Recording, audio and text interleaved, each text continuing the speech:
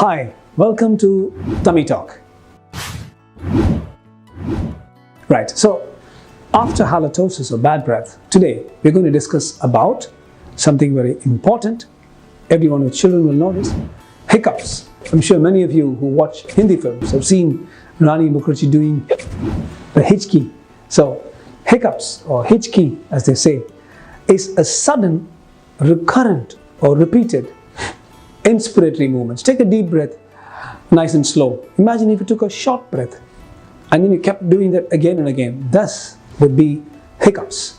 There are many causes for hiccups, whether children or adults have it, and essentially it's due to an imbalance of the muscles of respiration, your diaphragm.